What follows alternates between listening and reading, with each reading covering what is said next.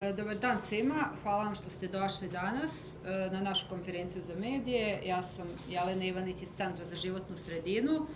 Povod ove konferencije je problematika hidroelektrane Ulog, odnosno potreba za zaštitom gornjeg toka rijeke Neretve i uticaj samih hidroelektrane.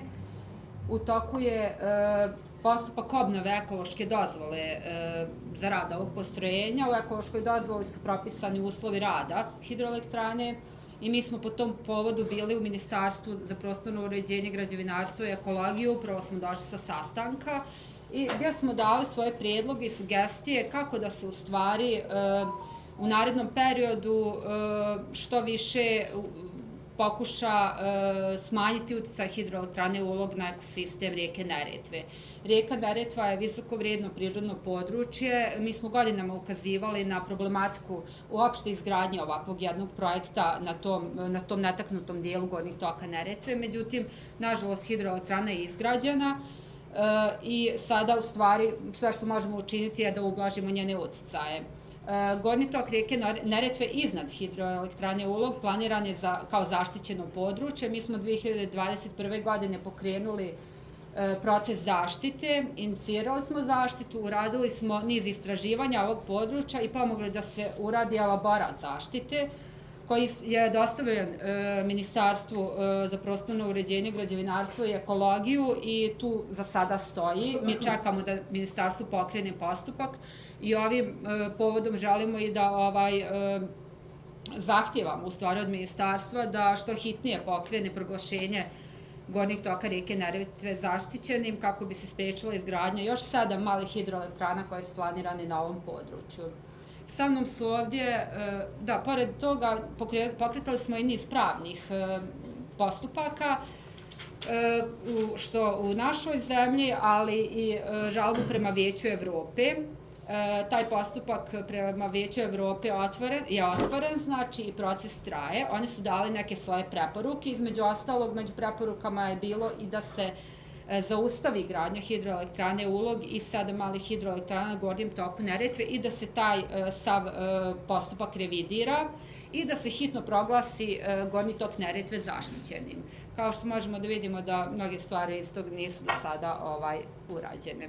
Sa mnom su ovde kolege Ulrich Eichelman, direktor organizacije Riverwatch iz Austrije. On je jedan od pokretača kampanje Sačuvajmo Plavo srce Evrope. Mi imamo saradnju sa njima unazad 10 godina. Kampanja Sačuvajmo Plavo srce Evrope radi na zaštiti rijeka Balkana i mi intenzivno radimo na zaštiti rijeka Balkana, odnosno Bosne i Hercegovine zajedno. Tu je Gabriel Singer, profesor sa Univerziteta u Innsbrucku, koji je radio niz istraživanja na rijeci Neretvi. Planirana su u nekoj skorijoj budućnosti istraživanja rijeke Une. On je u stvari okuplja i vodi grupu istraživača, naučnika, koji u stvari daju svoj doprinos da mi istražimo naše rijeke i da saznamo u stvari kakvo bogatstvo imamo. Gabriel je ovdje pripremio jednu prezentaciju koja se tiče jedne situacije koja se dogodila u septembru prošle godine, a u pitanju je bio pomor ribe na rijeci Neretvi. On je sa svojim timom uradio niz istraživanja nakon što je došlo do te situacije i predstaviti sada podatke do kojih su došli. Gabriel, you can translate it? Yeah, I translate. Okay. Yeah, you can maybe do some introduction if you want to. Then as you wish. About me?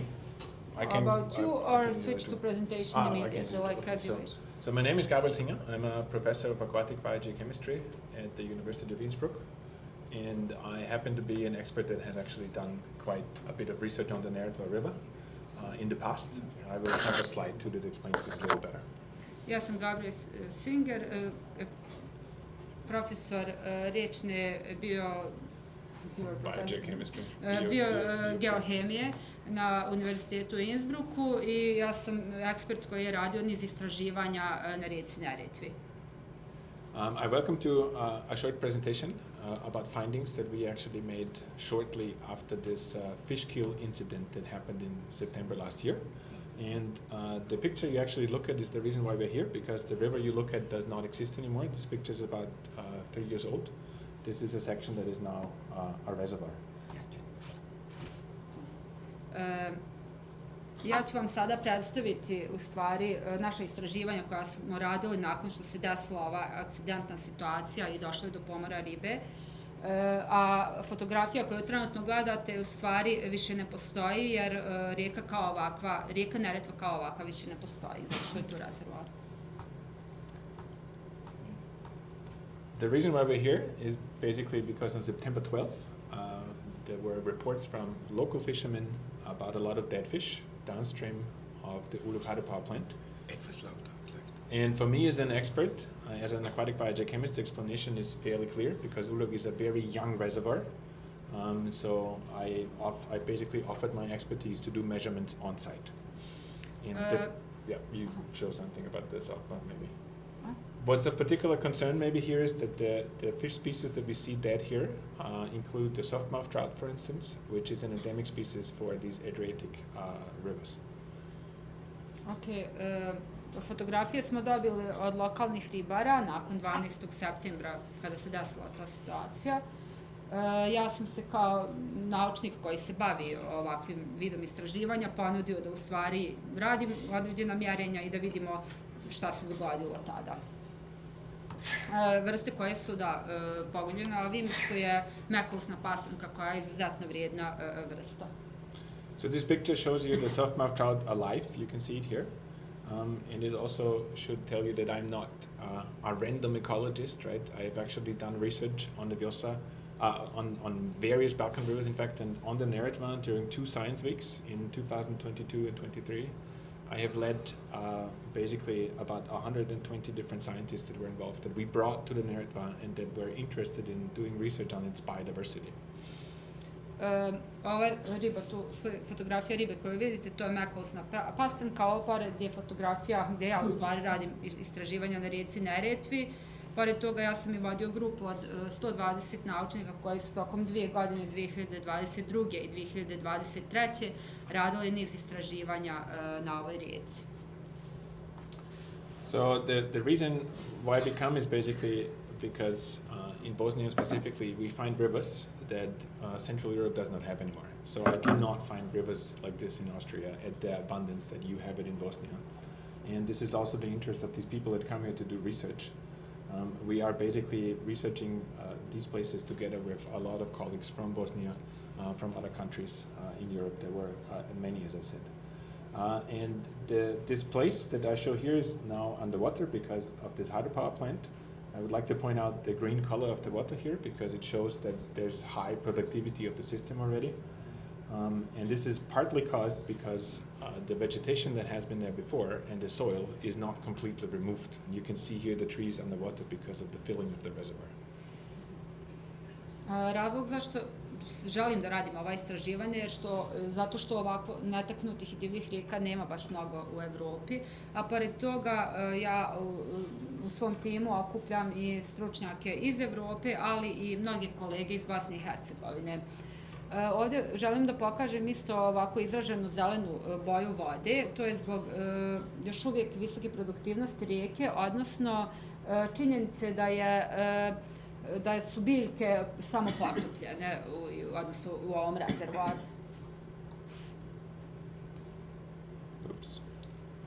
So this is how the Ulog reservoir presents itself now. It's basically a flooded landscape, of course. And I would like to explain quickly what happens when such a reservoir is filled. You replace a river that actually flows quite quickly by a standing water body. And when a water body actually stands, it stratifies over summer because of the sunlight.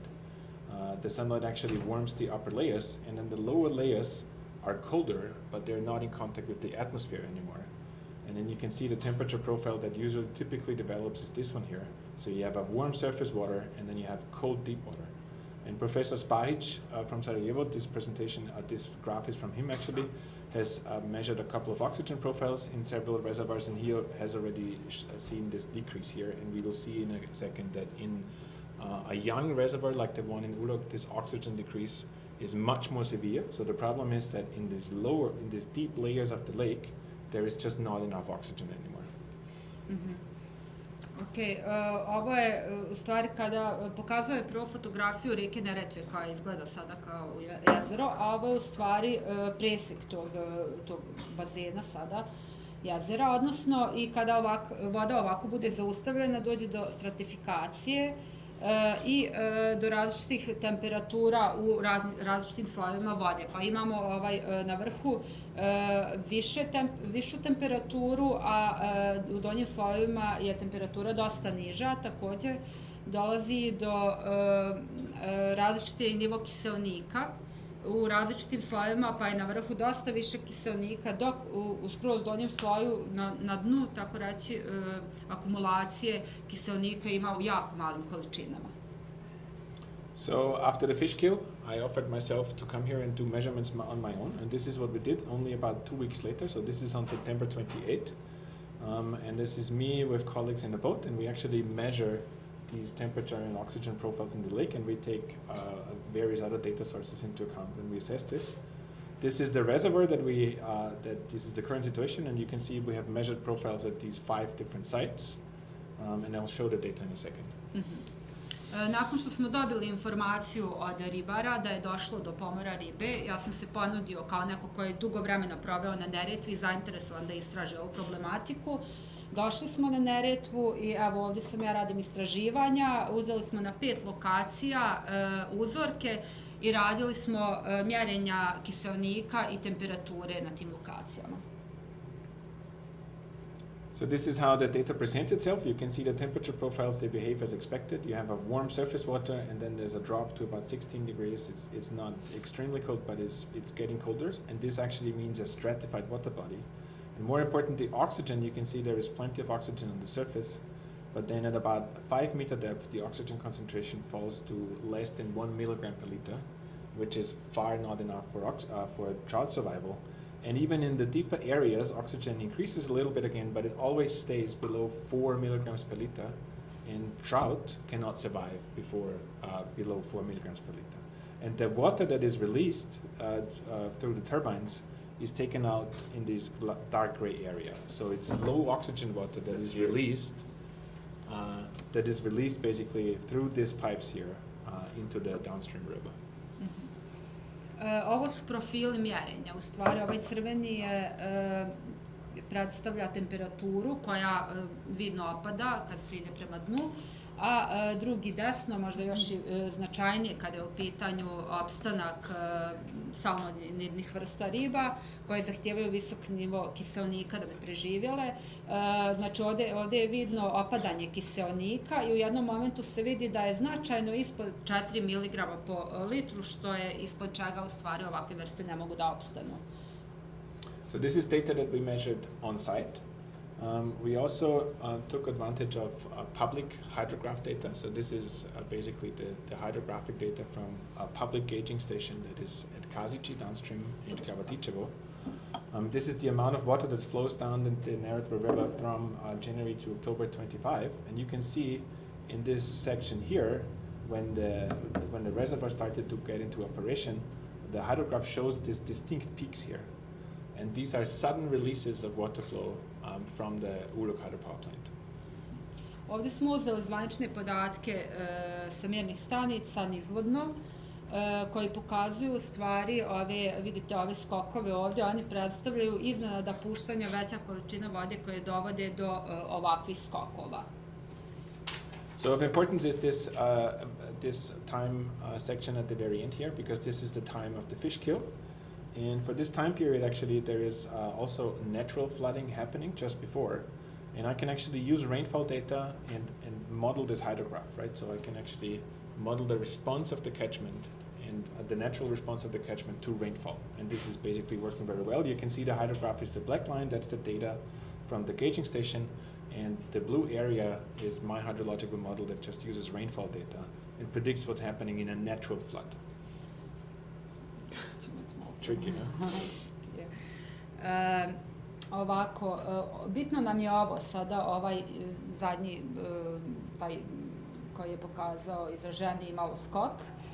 To je bilo u vrijeme kada je došlo do pomora ribe. On je izvršio modeliranje ovog problema i difficulties. Should I?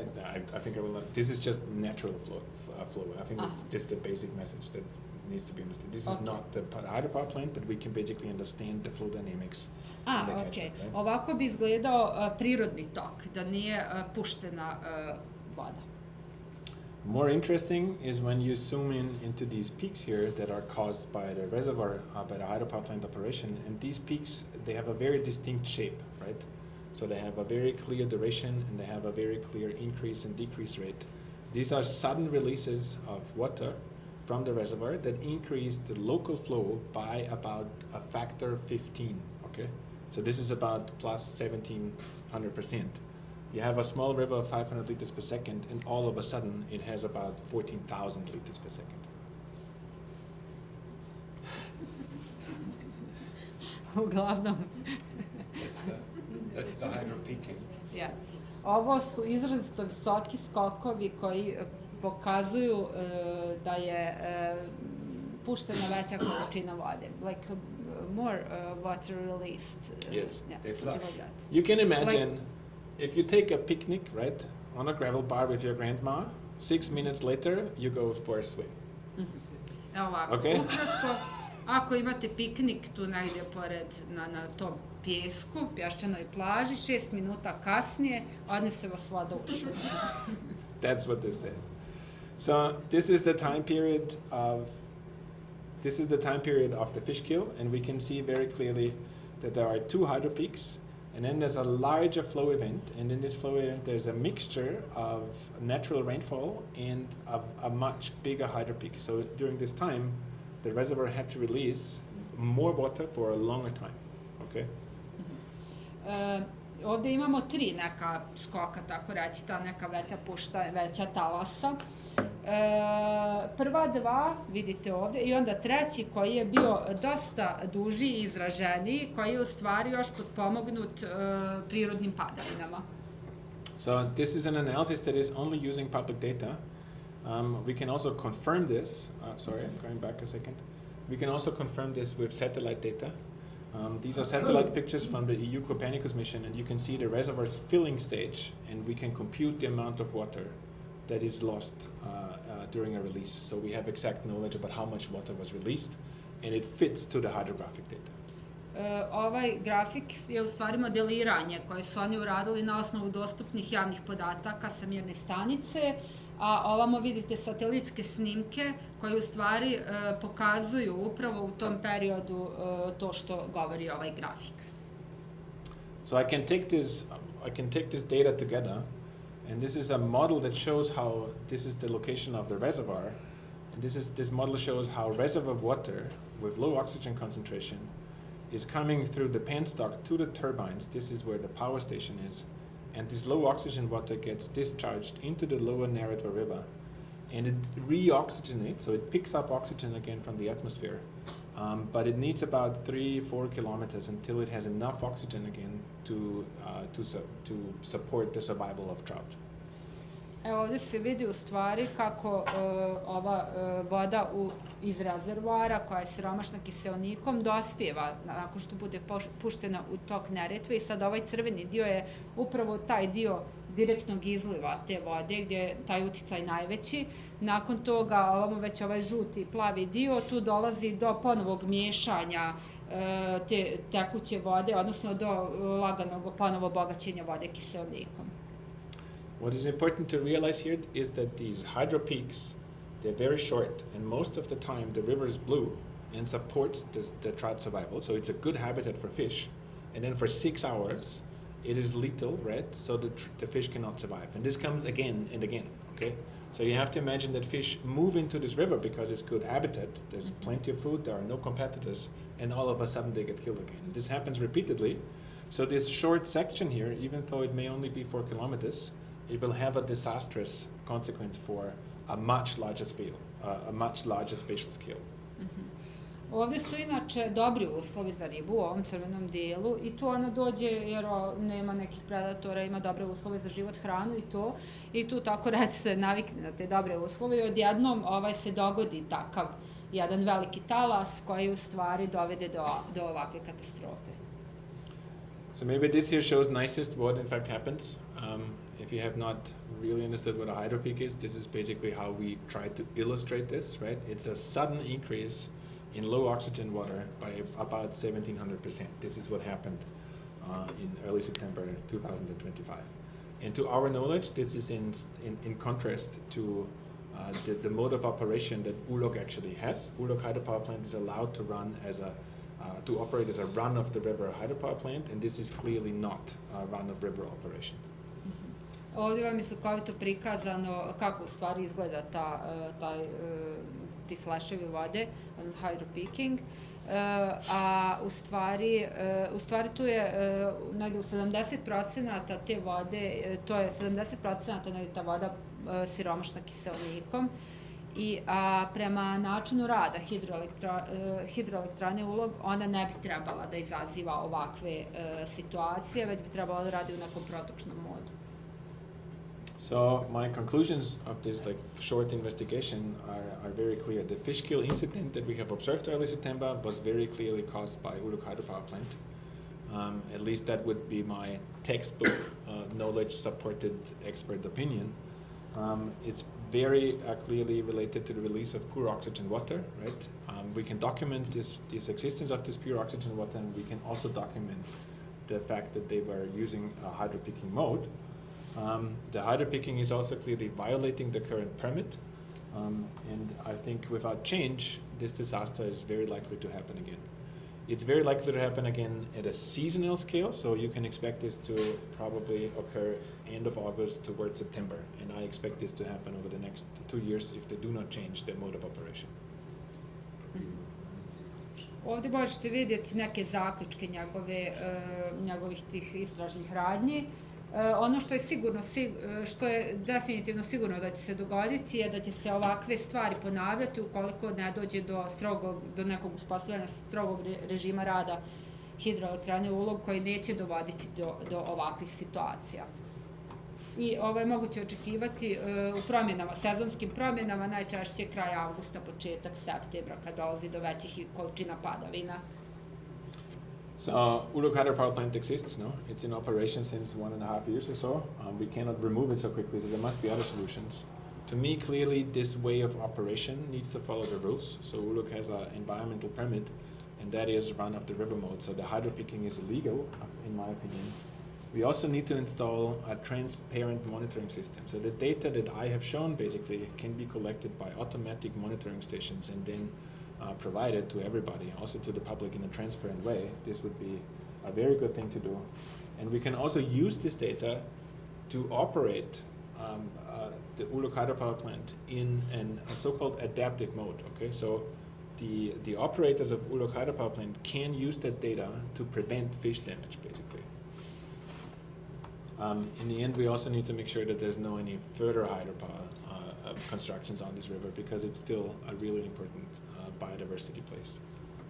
Da, ovdje su neka potencijalne rješenja, to je da se u stvari poštuje ekološka dozvola i da se ne dozvoli u stvari ovakav način vršni rada i nije baš ni legalan prema ekološkoj dozvoli. Zatim da se da se zaustavi gradnja daljih hidroelektrana na gornjem toku rijeke Neretve i uspostaviti ono što je izuzetno bitno, što mi generalno fali nam na svim rijekama, na svim hidroelektrana, uspostaviti konstantan monitoring, odnosno praćenje rada hidroelektrana. Ok, imamo sad hidroelektrane, neke tu su, ali mi i dalje ne znamo koji su efektivne naše rijeke, a mnogostruki su i loši su. Tako da to je nešto što mi u stvari smo kao centar i iniciramo. Imali smo neke sastanke sa Ministarstvom poljoprivrede, šumarstva i vodoprivrede, gdje hitno je potrebno donijeti pravilnik o ekološko prihvatljivom protoku koji može da uredi ovo područje. So I bring you back to this slide for a second because it shows the combination of monitoring data and modeling, okay? What you see here is a couple of mathematical expressions, right, that create this output, and they tell us how much river and how long the river needs to reoxygenate the water. This is an ecological model, basically.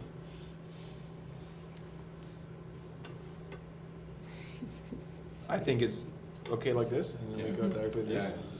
So what we need for Ulog is maybe a bit more complicated, okay? It's basically a combination of monitoring data that needs to be transparently provided, but it can also be used for ecological models. And what you can see here is basically a fairly complex slide that shows you how data collected upstream in the reservoir or downstream, and also data about how the hydropower plant is operated, can be brought together.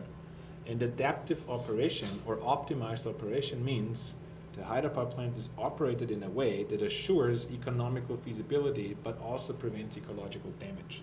And that is simply possible. Znači, potrebno je uspostaviti monitoring uzvodno u rezervoaru hidroelektrane Ulog i nizvodno, uključujući i podatke o načinu rada samog postrojenja, i kombinacijom svih tih podataka može da se dovede neki u optimalno neko stanje rad hidroelektrane, a da budu ispunjeni ekonomski uslovi i u najvećoj mjeri očuvana životna sredina. So this is it with all the data. Thanks for listening because it's fairly complicated. I leave with kind of really reminding everybody that the reason why I'm here is because Neretva is a real treasure still, right? And it should be saved. And it should be saved for fish, but also for us, right? Thank you very much. Thanks. Thank you, Gabriel. Should I proceed with the questions? No, I say a few words, then they can the questions.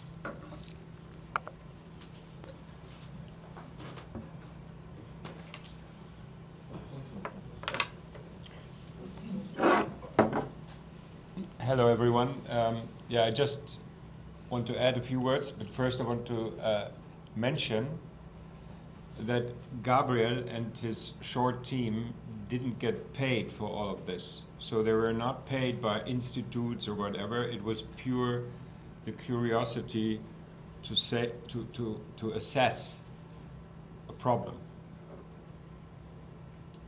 Quite right. Right? Ovako, ja prvo želim da istaknem da u stvari Gabriel i njegov tim stručnjaka nisu u stvari plaćeni od nekog instituta ili po nekom nalogu ovdje došli, već je to čista radoznalost i želja da se u stvari sazna u čemu je bio problem. They were simply provoked by a media article that was released shortly after the fish kill, which said Ulog is not responsible for the fish kill. Aha.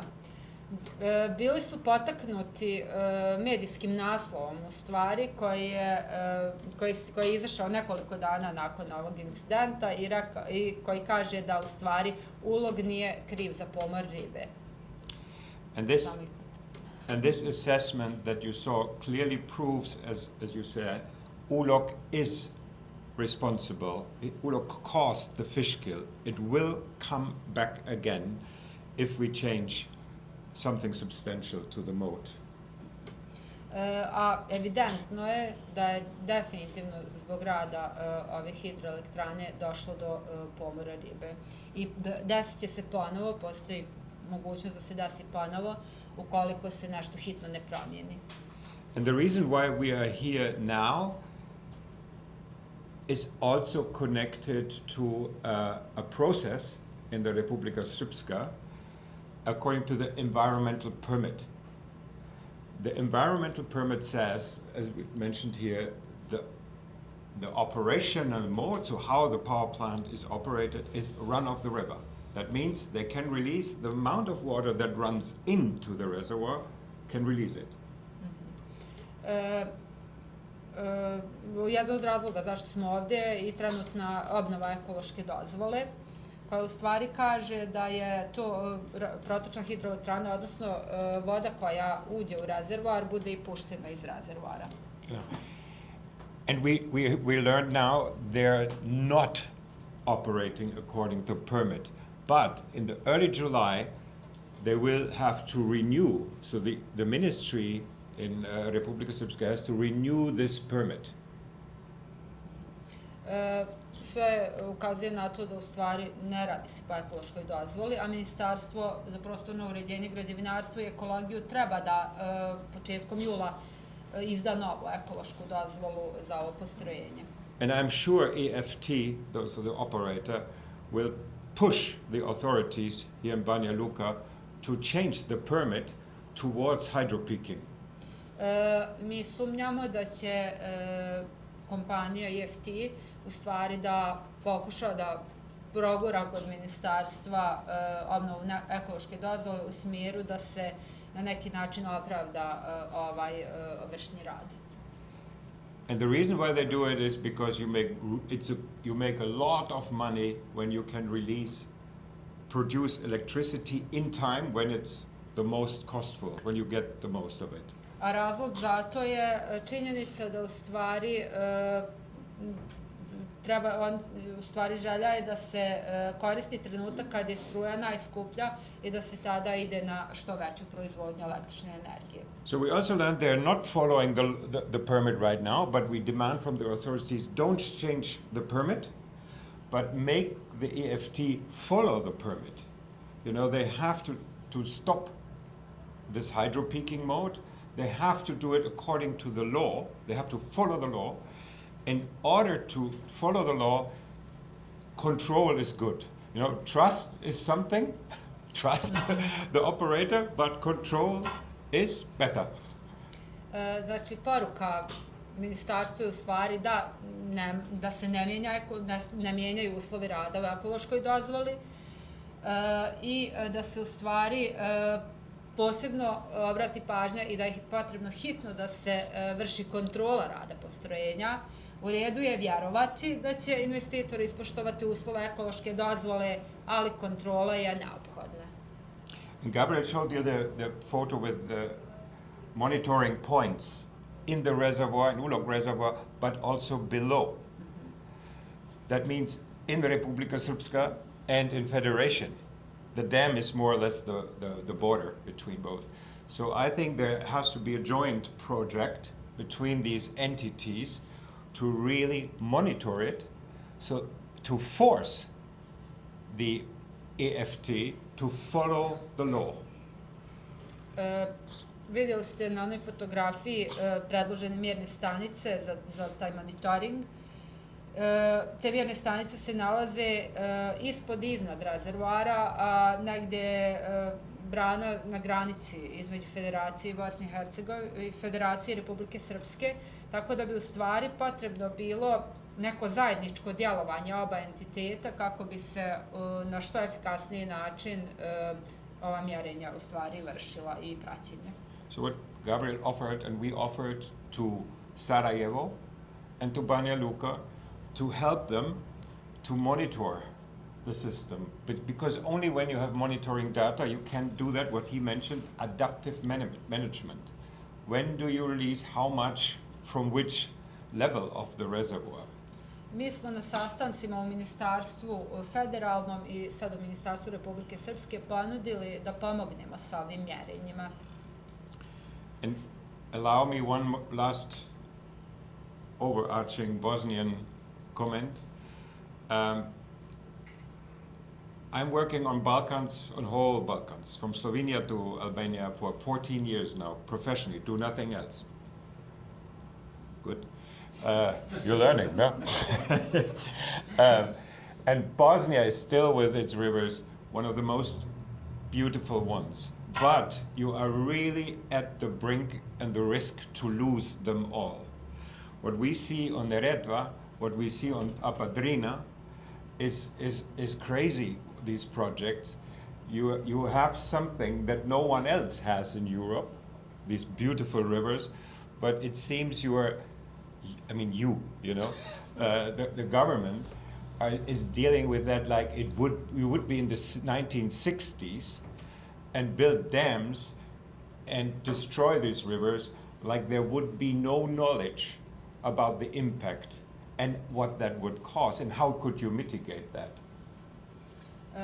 Ja radim unazad 14 godina na Balkanu, od Albanije do Slovenije i ovo nešto što vi imate u Bosni i Hercegovini je posebno. Međutim, vlasti Bosne i Hercegovine se ponašaju kao da u stvari sutra ne postoji, kao da niko nije svjestan u stvari šta imamo i oni kao da su, ne znam, neki tamo 50. 60. mahom planiraju velike projekte na rijekama koje će uništiti sve naše hidroelektrane, kao da ne postoji sve naše rijeke, kao da ne postoji u stvari saznanje kakve posljedice ovi projekti nose. And one of the things is we need to talk also to those who are, maybe different opinion with the ministries, for example, across the entities, And good example is Albania. They wanted to build 42 hydropower plants on the Vjosa system. And after many years of discussions and also fighting, it was all stopped, all 42, and it's a national park now. So things can happen, things can happen. And your rivers are still so valuable. It needs your engagement, and we offer help, honestly. And also what Gabriel offers is something substantial on a scientific level that is state of the art in the rest of Europe, and we could help to install that also on the Neretva for a better aim and future. Life, genau. Mi ponekad moramo sjediti i razgovarati sa nekim, kao što su sa ministarstvima, recimo, i pokušati ih ubijediti u koliko je bitno da se neke stvari poduzmu. Navešću primjer rijeke Albanije, rijeke Vjose, izvinite, rijeke Vjose u Bosni i Hercegovini, rijeke Vjose u Albaniji, gdje je bio plan za izgradnju 42 hidroelektrane. Međutim, mi smo kroz razgovore, razne vrste pritisaka, pa malo i jačih pritisaka, uspjeli sve te hidroelektrane da zaustavimo i da rijeka Vjosa bude proglašena nacionalnim parkom.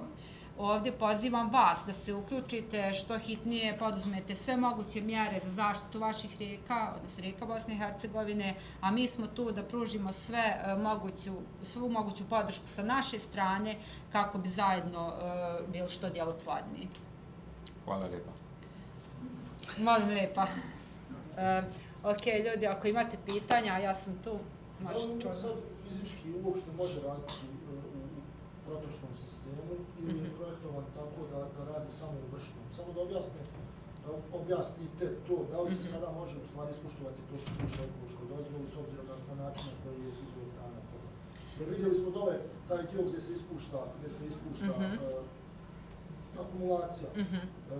Je li to nepopravljiva šteta ili se taj dio može popraviti? Da, hidroelektrana Ulog je zvanično, oni kažu da rade kao... Da, i u odgovorima i tako stoji u ekološkoj dozvoli. Ja nisam sad hidroinženjer ili nešto da mogu tvrditi sad na koji način je hidroelektrana građena i kako treba da radi. A mogu uputiti pitanje pa da sad... He's asking... can a hydropower plant Ulog operate in runoff mode because on the way it depends on the way how it's constructed, what I'm thinking, is it constructed to work in this type of mode, or it should work like in hydro peaking? So I cannot answer this. Yeah, that's what I answered. Technically, what it obviously can do is switch on and off within minutes, right? So I expect this also be able to do other things, right? Može se ugasiti i otvoriti i zatvoriti u minuti, tako da vjerovatno postoje mnoge opcije za uspostavljanje režima rada. Koliko često se dešava ovako ispuštanje kako se desilo u septembru? Na kom je to nivou? How often this hydro peaking happens? Do you have more data? Well, I can show you at least for this time period. Let's look at this here. So this is the time period when the reservoir was filled, okay? And every one of those peaks is a hydro peak until October, okay? So, this was the beginning of the reservoir operation, but I think I counted something like 25 peaks over this time period. It is like how long time period? You mean each hydro peak? No. Or this period? The months. Well, I think the first hydro peaks appeared like in May, and this goes, so May to October, yeah. Ovo je sve znači ovako od maja do oktobra. Još ako možete kažete samo u vezi ove priče oko produženja šta u stvari što vi sad zahtijevate, da ekološka dozvola ostane ovakva kakva jeste, kada bude produžena, odnosno da se zahtjeva rad u protočnom modelu, da ne bude izmjena, je to? Da, to je to. U suštini mi zahtijevamo da ne dođe do izmjene ekološke dozvole, odnosno ne u ovom smjeru vršnog rada. Postoje neki zvanični podaci da neko želi to. Ne postoje. Mi samo mi pretpostavljamo da bi do tog moglo. Budući da vidimo način na koji se radilo, mi možemo pretpostaviti da bi se možda nešto tako pokušalo. A u principu, i ako ostane ekološka dozvola ovakva kakva jeste, to uopšte ne garantuje? Tako je. Zato mi zahtijevamo da se radi redovan monitoring rada hidroelektrane. Oni u suštini rade 4 puta godišnje monitoring, ali to bi trebalo biti mnogo češće, čak na dnevnom nivou. Ali je problematika što kod nas isto ne postoji zakon po kojem oni mogu da obavežu jedno postrojenje da radi tako čest monitoring. Sad mnogo je tu problematike. I evo, kada je ta nova ekološka dozvola? Iako ste malo priletali, sam početkom jula treba biti izdata nova ekološka dozvola. Jelena Ivanić, Impuls portal. Ja imam pitanje za profesora. Da li je inspekcija mogla naša da zaključi da je pomor ili bio od hidroelektrane tada? Jer on su poslije tvrdu da kad su došli na teren, voda je bila bistra. Could our inspection actually say that why a fish was killed? Because after they went on the field, they said like water was clear, everything is fine. So based on dead fish, it's very difficult to actually say why they died, right? Specifically, if it's just oxygen, right, then they're just dead. It's very hard to say they died because of low oxygen concentration. I think what I have done, particularly this data here, this is just public data. Everybody can look at this. I would have expected that the inspection actually includes this data. Teško je reći na osnovu tog uzorka